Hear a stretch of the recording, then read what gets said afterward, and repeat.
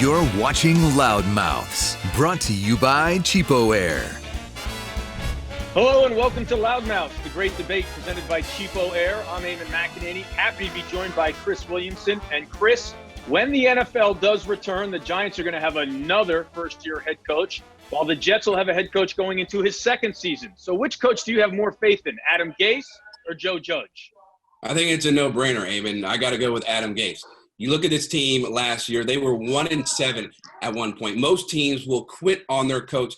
They will quit on themselves when you have something like that where the playoffs are basically impossible.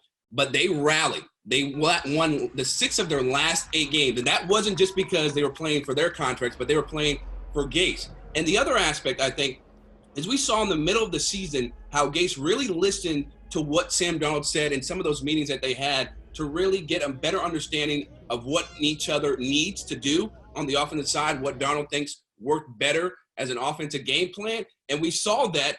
We saw Darnold really produce at a higher level. The other aspect that Gase is not going to have to deal with is the fact that all the injuries that happened last year. On defense, so many stars were injured. On offense, we had so many issues going there.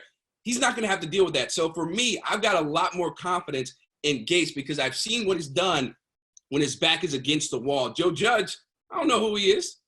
Wow, Chris, I got to play golf with you. You just gave me about 6 mulligans. I can't wait to see it up on the links with you. But look, as far as Joe Judge goes, how am I going to argue I have more faith in a guy that 6 months ago we couldn't pick out of a lineup? There's no foundation as a head coach for Joe Judge, but I'm just down on Adam Gase because I think he pays too much attention to the outside noise and the distractions. Look, we all know at this point that he didn't want Le'Veon Bell and he didn't want to give him all that money, but you were given Le'Veon Bell. Be a head coach and find out the best way to take advantage of your best weapon. He did not do that last year. I think sometimes Adam Gase gets too wrapped up in what people are saying about him and what he's hearing people say about him as opposed to giving his team the best chance to win games. Do I know a whole lot about Joe Judge?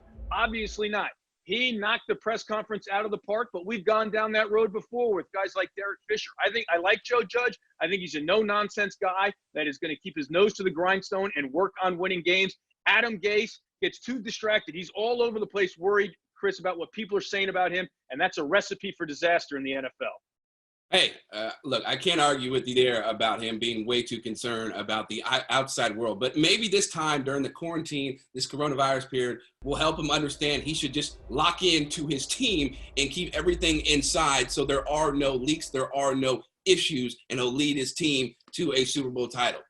Well, I tell you, Chris, one thing there's no arguing about is which guy has better job security. The clock is running on Adam Gase. There were people looking to fire him in the middle of his first season. So if he does not take the Jets to the playoffs in his second season, I think he's adios from New York City. But it should be interesting to see how Joe Judge does in his rookie year. Chris, great stuff here on Loudmouths, the great debate presented by Cheapo Air. Keep it locked in to SNY on SNY.tv and all the social media platforms for more Loudmouths, great debate.